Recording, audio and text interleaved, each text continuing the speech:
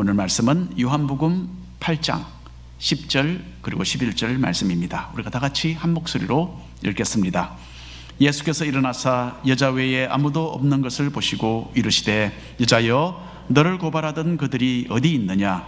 너를 정죄한 자가 없느냐? 대답하되 주여 없나이다. 예수께서 이르시되 나도 너를 정죄하지 아니하노니 가서 다시는 죄를 범하지 말라 하시니라. 아멘.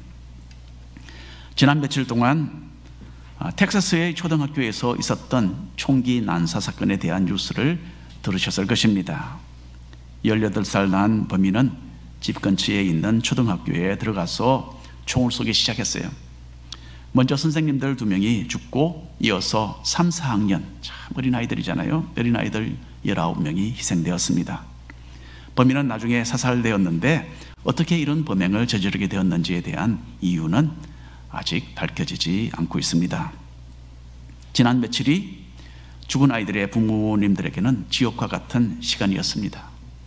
자기 아이에게 이런 참혹한 일이 일어났다는 것이 믿어지지 않았을 것입니다. 아이를 잃은 자신들의 그 슬픈 마음을 어떤 분들이 글로 표현해서 인터넷에 올렸어요. 그것을 읽으면서 저는 참 가슴이 아팠습니다. 죽은 여자 선생님의 남편이 이틀 후에 심장마비로 세상을 떠났다라는 소식, 정말 충격적이었어요.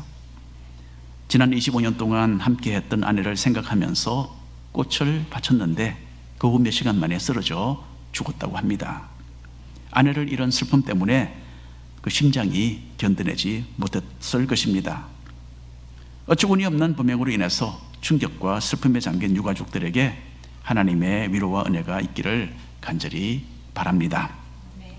자, 총을 들고 교실문을 박차고 들어온 범인은 제일 먼저 이렇게 외쳤다고 해요. 너희는 다 죽을 것이다. You're gonna all die.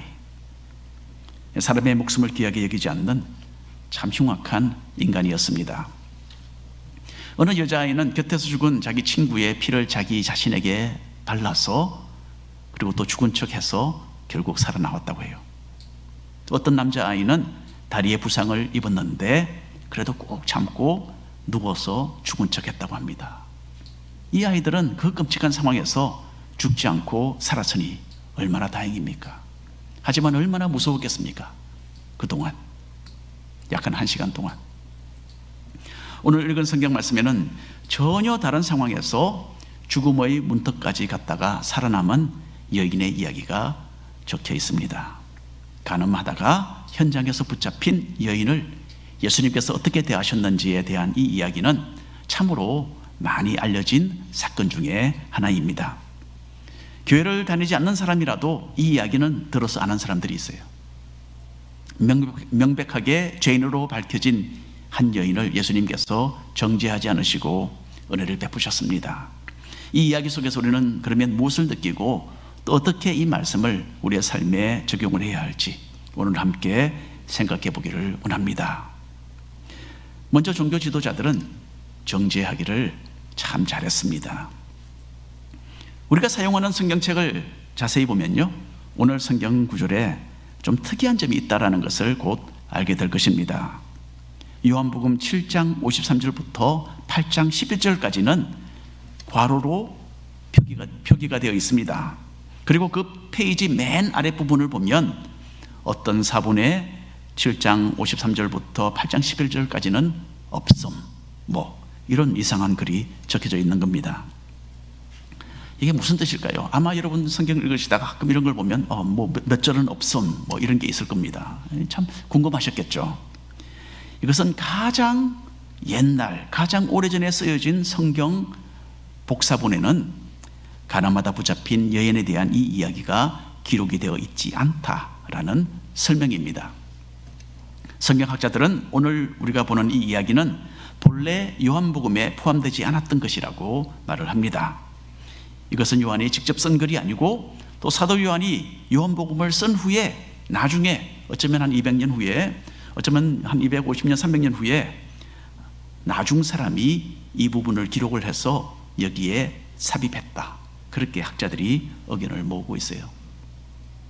자, 가늠한 여인과 예수님에 대한 이 이야기는 하지만 실제로 일어났던 일입니다. 그런데 이 이야기가 따로따로 전해져 내려오다가 나중에 요한복음 8장에 와서 포함이 된 것입니다. 사실 예수님께서는요, 복음서에 기록된 것 외에도 많은 일을 하셨고 또 많은 다른 교훈들을 남기셨어요. 그래서 이 예수님의 남기신 교훈 중에 마태, 마가, 누가, 요한복음에 기록되지 않은 것이 한 번씩은 사도 바울의 서신서에도 나오는 겁니다. 또 요한은 요한복음 맨 마지막에 이런 글을 남겼습니다. 요한복음 제일 마지막 21장 25절 말씀 우리가 한번 함께 읽어보겠습니다. 예수께서 행하신 일이 이 외에도 많으니 만일 낱낱이 기록된다면 이 세상이라도 이 기록된 책을 두기에 부족할 줄 아노라. 무슨 이야기입니까? 예수님께서는 성경에 기록된 것 외에도 많은 일을 하셨고 또 많은 말씀을 남기셨다는 거예요. 하지만 성경 저자들은 그 중에 정말 간추리고 간추려서 딱 필요한 것만 이렇게 기록을 했다라는 이야기입니다. 그래서 사도 요한은 예수님이 하신 모든 일을 다 기록한다면 이 세상이 어떻게 그 많은 책의 분량을 감당할 수 있겠느냐라고 조금 이렇게 부풀려서 이야기를 하는 겁니다. 자, 오늘 이야기 속에는 예수님의 성품이 잘 나타나 있습니다. 우리가 결코 놓쳐서는 안 되는 귀중한 교훈들이 담겨 있는 겁니다. 죄인을 향한 예수님의 반응을 우리가 지켜보면서 우리를 향한 하나님의 마음을 이해하고 우리 또한 그런 마음을 가지고 살게 되기를 바랍니다. 먼저 예수님은 이스라엘의 수도 예루살렘에 있는 성전들에서 사람들을 가르치고 계셨어요. 그 당시에 유대인의 종교 지도자들이었던 서기관과 바리새인들은 예수님을 눈의 가시처럼 여겼습니다. 큰 능력을 행하시고 많은 사람들에게 관심을 받으시는 예수님을 시기해서 어떻게 하면 예수님을 잡아 죽일 수 있을까? 어떻게 하면 예수님을 좀 없애버릴 수 있을까? 궁리를 했던 사람들입니다. 서기관들과 바리새인들은 모세를 통해서 전달된 율법을 철저하게 지켜야 한다라고 강조를 했습니다.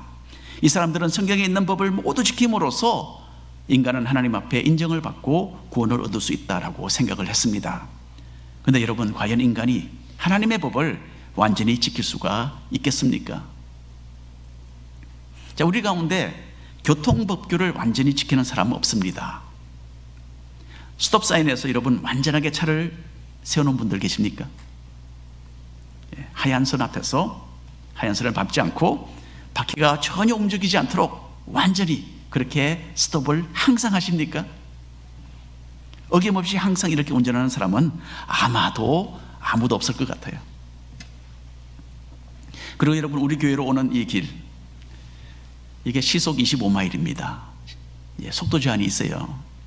길이 참 넓고 시원하게 뚫려 있기 때문에 25마일 속도 제한이 있는 것을 아예 모르고 계셨을 수도 있겠습니다. 어쨌든 오늘 아침에 이 속도를 지키면서 오신 분은 아마 한 사람도 없을 것이라고 저는 생각을 합니다. 다 속도 초월해요. 여러분, 이 세상에는 여러 가지 법이 있습니다. 그 중에 딱 하나가 교통법규죠. 그리고 우리는 세상의 법, 다른 법도 그렇지만은 이 교통법규를 항상 어김없이 지킬 수가 없다라는 것 인정합니다. 그러니 여러분, 하나님의 법은 어떻겠습니까? 말할 나위도 없는 거죠. 죄인인 우리가 하나님의 거룩한 법을 완전히 지킨다는 것은 처음부터 불가능했습니다. 그럼에도 불구하고 서기관들과 바리새인들은 율법의 준수를 외쳤습니다.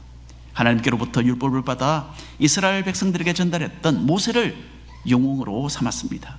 그리고 자기들은 율법을 지킨다고 주장하면서 스스로의 의를 내세웠던 것입니다. 그래서 우리가 오늘 성경 말씀 이야기를 한번 함께 읽어보겠습니다. 요한복음 8장 3절 이하의 말씀 한 목소리로 읽겠습니다. 서기관들과 바리새인들이 음행 중에 잡힌 여자를 끌고 와서 가운데 세우고 예수께 말하되 선생이여, 이 여자가 간음하다가 현장에서 잡혔나이다. 모세는 율법에 이러한 여자를 돌로 치라 명하였거니와 선생은 어떻게 말하겠나이까. 그때는 아침 시간이었어요. 근데 사람들은 어떻게 했든지 어느 여인을 끌고 왔습니다. 외간 남자와 간음 중에 붙잡힌 여인이었어요. 자, 그 당시에는 이런 죄를 개인적인 이슈로 취급하지 않았습니다. 도리어 사회적이고 또 종교적인 범죄로 다루었어요. 바리새인들과 서기관들은 이렇게 여인을 하나 붙잡아 와서 가운데 세워놓고는 모세의 율법을 들이대었습니다. 구약 성경에서 모세는 가늠하는 사람을 돌로 쳐서 죽이라고 했다면서 예수님께 도전을 던졌어요. 이 범죄한 여인은 율법에 의하면 돌로 쳐서 죽임을 당해야 하는데 여기에 대한 당신의 생각은 어떠하냐고 묻는 것이었죠. 사람들은 일반적으로 죄 중에서도 이 성적인 죄를 가장 추하게 여깁니다. 하지만 C.S. 루이스는 사람들이 이런 생각을 뒤엎었어요. 창녀로서 죄 가운데 사는 여인보다 교회에 출석하면서 스스로를 의롭게 여기는 차가운 위선자가 더 지옥에 가깝다라는 말을 했습니다. 자, 우리는 C.S. 루이스가 한 말의 의미를 잘 파악해야 합니다. 물론 우리는 성도로서 이 두 가지의 죄악된 모습을 다 피해야 합니다. 하지만 자신의 죄는 숨겨두고서 다른 사람의 표면적인 죄를 악하게 판단하는 그 마음의 죄가 더 심각하다라는 것을 루이스는 말하고자 했던 것입니다. 여러분, 누구나 숨겨진 과거가 있습니다. 우리 모두. 다만 그 죄가 사람들에게 알려지지 않은 것뿐이에요. 우리는 너무나 쉽게 다른 사람들에게 그러나 손가락질하고 정죄합니다. 다른 사람을 정죄하면서 우리 자신의 숨겨진 죄에 대해서는 잊어버리고 있지는 않는지, 이것이 바로 바리새인들의 모습이었으니까요. 이것을 우리가 반성해보는 그런 시간을 가지는 것이 필요하다고 느낍니다. 두 번째로 예수님은 은혜를 베푸셨어요. 종교 지도자들은 예수님을 함정에 빠뜨려서 곤란하게 만들고자 했습니다. 그리고 그들의 계획은 물샐 틈이 없는 것으로 보였어요. 우리가 6절 말씀 함께 읽어보겠습니다. 그들이 이렇게 말함은 고발할 조건을 얻고자 하여 예수를 시험함이러라. 만일에 사랑 많으신 예수님께서 여인을 돌로 치지 말고 좀 살려주라 라고 하시면 모세의 율법을 어긴다고 비난하고 또 당국에 또 보고를 할 수 있는 그런 상황이었어요. 그리고 만일에 법대로 그러면 돌로 쳐서 죽이라 라고 말씀하실 것 같으면 예수님을 로마 당국에 고발할 수 있었습니다. 그 당시에 이스라엘은 로마 제국의 식민지였어요. 로마 정부는 민간인들이 사람을 처형하는 것을 금지했기 때문입니다. 이렇게 되면 예수님은 로마의 법을 어기는 반란자로 몰릴 수도 있었습니다. 죽이라고 하든지 아니면 죽이지 말라고 말씀하시든지 어떤 쪽을 택해도 예수님은 공경에 빠지는 상황이었어요. 자신만만하게 예수님께 소리치던 바리새인들과 서기관들은 속으로 대단한 쾌감을 느끼고 있었을 것입니다. 읽어보겠습니다. 계속 6절부터. 예수께서 몸을 굽히사 손가락으로 땅에 쓰시니 그들이 묻기를 맞이하니 하는지라. 이에 일어나 이르시되 너희 중에 죄 없는 자가 먼저 돌로 치라 하시고 다시 몸을 굽혀 손가락으로 땅에 쓰시니. 자, 성전들에서 제자들을 가르치시던 예수님은 간음죄를 범한 여인을 잡아서 세워놓고 맹렬한 질문을 퍼붓는 유대교 지도자들에게 참 이상한 반응을 보이셨습니다. 죽이라든지 아니면 살리라든지 둘 중에 하나밖에는 다른 대답이 없는 것 같은 그런 어려운 상황이었어요. 하지만 예수님은 참 침착하게 손가락으로 무엇인가 땅에 쓰기 시작하셨어요. 바리새인들과 서기관들은 옳거니 이제 제대로 걸려들었구나라고 생각을 했겠죠. 그러고는 빨리 대답을 해보라고 예수님을 다그쳤습니다. 이때 예수님은 땅에 쓰시던 것을 멈추고 일어서셨어요. 그리고 그들을 보시면서 너희 중에 죄 없는 사람이 여인에게 먼저 돌을 던지라라고 말씀하셨습니다. 그리고는 또다시 몸을 굽혀서 손가락으로 땅바닥에 무엇인가 계속해서 글을 쓰셨다라고 기록합니다. 자, 예수님이 무엇을 쓰셨을까? 여기에 대해서 학자들이 참 여러 가지로 추측을 합니다. 여러분들도 궁금하지 않으세요? 궁금합니다. 우리는 항상 그래요. 성경에 있지 않은 것 참 궁금합니다. 그곳에 둘러서 있던 종교 지도자들의 숨겨진 죄를 낱낱이 쓰지는 않으셨을까? 그런 설도 있어요. 하지만 예수님이 쓰신 것이 무엇인지 우리는 사실 정확하게 알 길이 없습니다. 그런데 한 가지 중요한 사실이 있어요. 모세가 십계명이 기록된 돌판을 하나님으로부터 받았을 때에 하나님께서 그것을 자신의 손가락으로 직접 쓰셨다라는 내용이 출애굽기에 적혀 있습니다. 함께 읽어볼까요? 출애굽기 31장 18절 말씀입니다.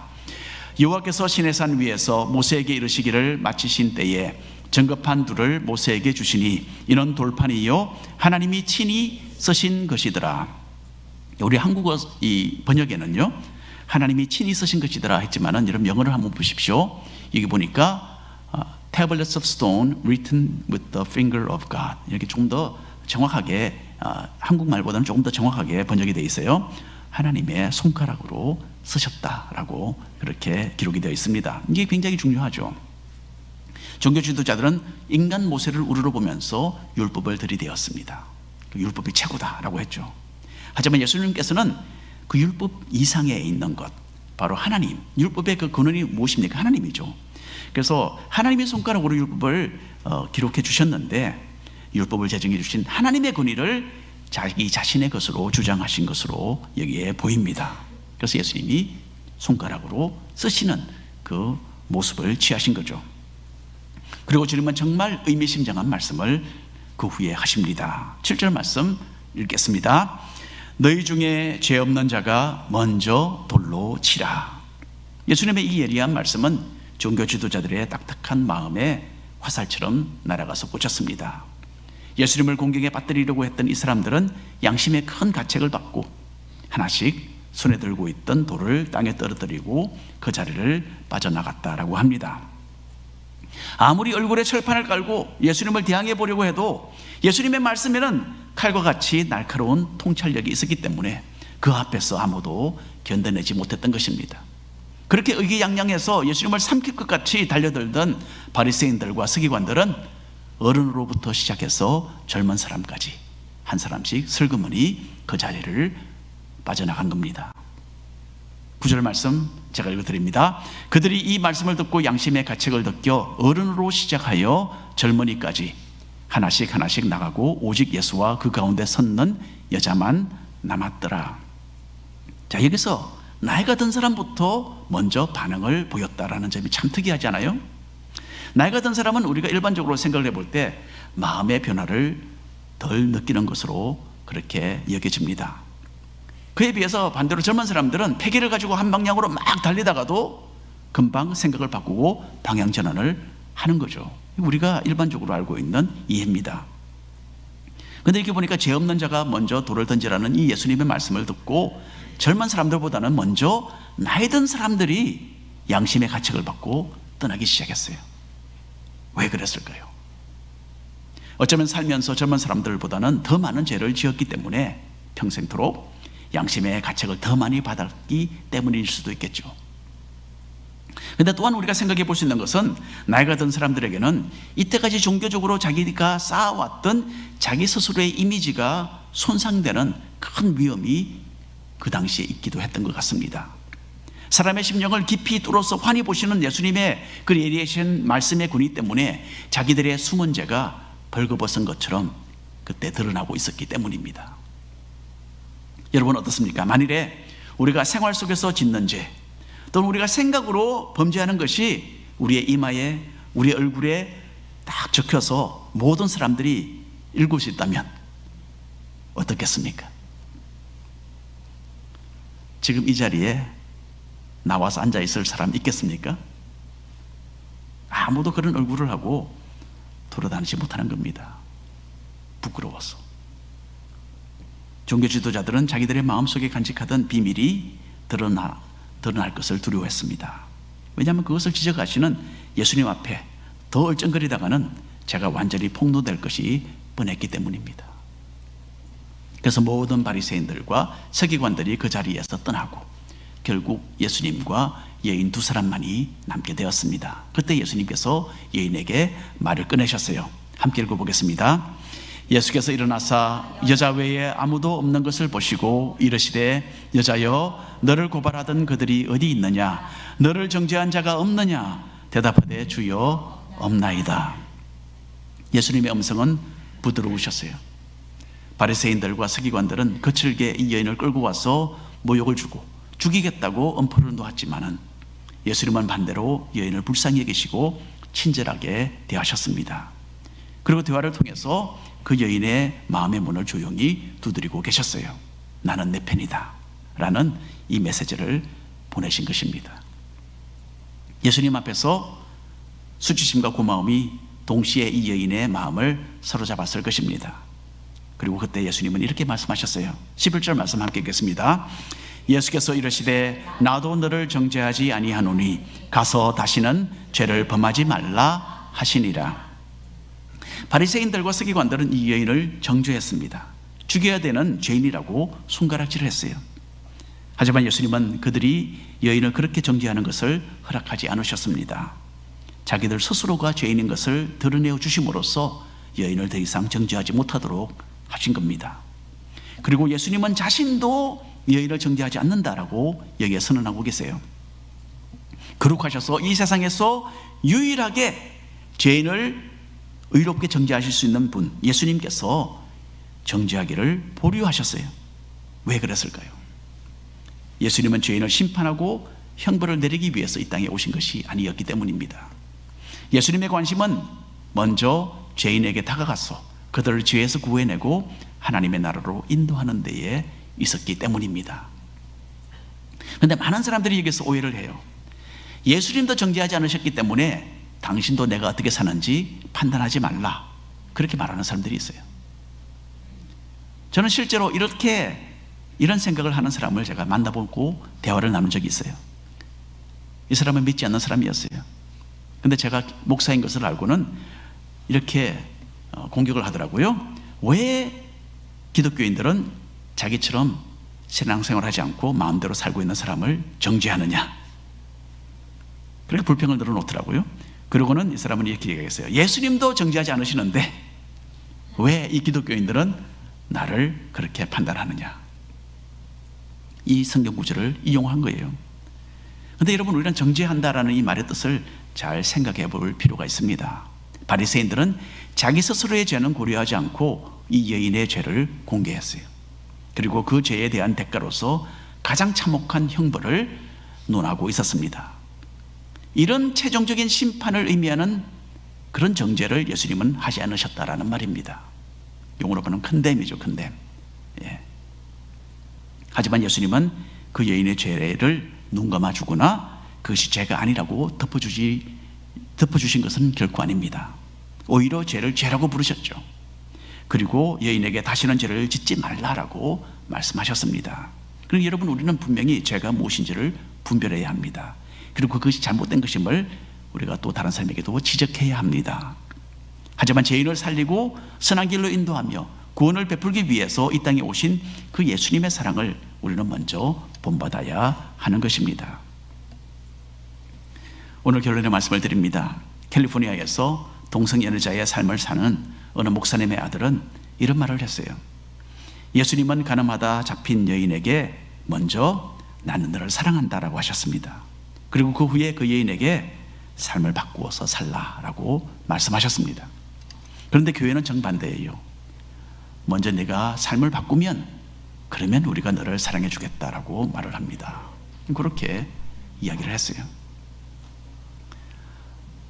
이것이 한편으로는 우리의 모습입니다. 예. 솔직히 말한다면 우리는요, 바리새인들과 비슷한 점이 대단히 많습니다. 죄인을 사랑하고 구하기 위해서 오신 예수님보다는 자기 스스로의 죄는 숨겨놓고 다른 사람을 정죄하는 바리새인들을 우리는 더 많이 닮은 겁니다. 그래서 어느 목사님은 책상 위에 작은 돌을 하나 이렇게 올려놓는다고 해요. 죄 없는 자가 먼저 돌로 치라는 예수님의 말씀을 기억하고 그 돌을 바라보면서 먼저 자기 자신을 돌아본다고 해요. 어떻습니까, 여러분? 먼저 스스로를 돌아보아야 합니다. 다른 사람의 부족함을 우리가 보게 될 때에 우리 자신을 점검해보고 먼저 자기 자신의 삶을 반성해보는 그런 기회를 꼭 가지시기를 바랍니다. 그리고 우리는 죄인을 사랑하고 구하기 위해서 이 땅에 오신 주님을 새롭게 만나야 합니다. 요한복음 8장은 또 여기에 나오는 이 여인은 참 심각한 죄 가운데 발각되어서 정죄당하고 참혹한 죽음을 맞이할 수 있는 그런 위험에 빠져 있었습니다. 하지만 사랑이 많으신 예수님으로 인해서 용서와 더불어 새로운 희망을 얻고 돌아갔습니다. 예수님은 정죄하기보다는 먼저 우리를 사랑해 주세요. 그리고 우리가 죄에서 돌이킬 수 있도록 기회와 더불어 용기와 희망을 불어넣어 주시는 겁니다. 가나마다 붙잡힌 여인을 대하듯이 나에게도 동일하게 대해 주시는 주님이심을 우리가 믿고 감사하시기를 바랍니다. 그래서 여러분, 내가 바로 죄인이다 라고 생각이 되면요, 우리는 참 행복한 사람들입니다. 왜냐하면 바로 이런 죄인들을 위해서 예수님이 이 땅에 오셨기 때문입니다. 이것이 복음입니다. 누군가가 이런 말을 했습니다. 모든 성도에게는 어두운 과거가 있고 모든 죄인에게는 밝은 미래가 있다. 다시 말씀드릴까요? 모든 성도에게는 어두운 과거가 있고 모든 죄인에게는 밝은 미래가 있다. 주님 감사합니다.